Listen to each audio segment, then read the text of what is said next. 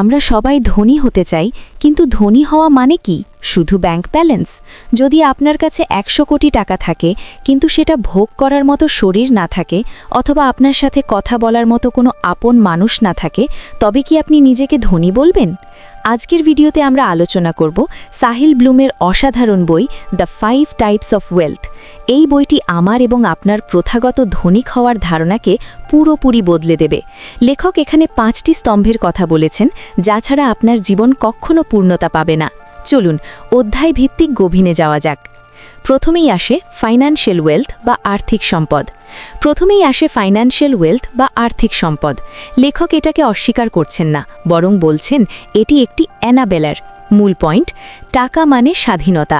টাকা আপনাকে দামি গাড়ি দেয় না, বরং টাকা আপনাকে না বলার ক্ষমতা দেয়। আপনি যে কাজ পছন্দ করেন না তা না করার স্বাধীনতাই হলো আসল সম্পদ। দ্য ট্র্যাপ অফ মোর। আমরা সারা জীবন আরও চাইয়ের পেছনে ছুটি।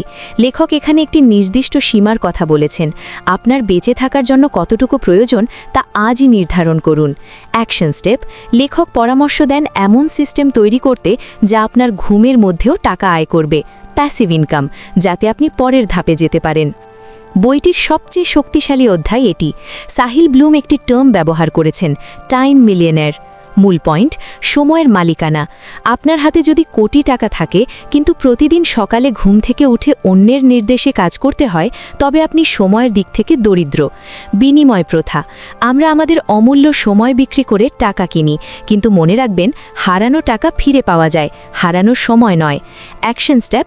আপনার ক্যালেন্ডার থেকে অপ্রয়োজনীয় মিটিং এবং নেতিবাচক মানুষের আড্ডা ছেঁটে ফেলুন। নিজের সময়ের ওপর নিজের নিয়ন্ত্রণ প্রতিষ্ঠা করাই হলো আসল আভিজাত্য।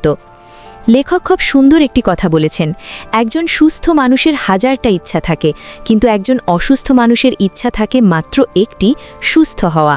মূল পয়েন্ট, শরীরের রক্ষণাবেক্ষণ। আপনার শরীর হলো সেই গাড়ি যা আপনাকে গন্তব্যে নিয়ে যাবে।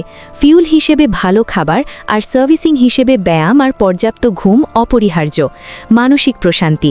আজকের যুগে ডিপ্রেশন আর অ্যাংজাইটি আমাদের সবচেয়ে বড় শত্রু।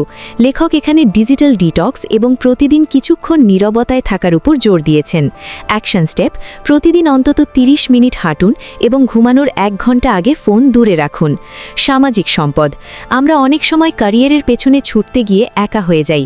সাহিল ব্লুম বলছেন আমাদের সম্পর্কের গভীরতাই আমাদের জীবনের মান ঠিক করে। মূল পয়েন্ট, সম্পর্কের গভীরতা। হাজারজন পরিচিত মানুষের চেয়ে 5 জন এমন মানুষ থাকা ভালো যারা আপনার বিপদে ঢাল হয়ে দাঁড়াবে। কমিউনিটি। মানুষ একা সুখী হতে পারে না। আপনার চারপাশের মানুষের পজিটিভিটি আপনাকে মানসিকভাবে শক্তিশালী করে। Action step. সপ্তাহে অন্তত একদিন প্রিয়জনদের সাথে কোয়ালিটি টাইম কাটান, যেখানে কোনো কাজ বা ফোনের কথা থাকবে না। লক্ষ্য বা উদ্দেশ্য সম্পদ। সবশেষে আসে পারপাস ওয়েলথ। আপনার কাজ যদি পৃথিবীর কোনো উপকারে না আসে, তবে আপনার ভেতরে সবসময় একটা শূন্যতা কাজ করবে। মূল পয়েন্ট, কেন বেঁচে আছেন?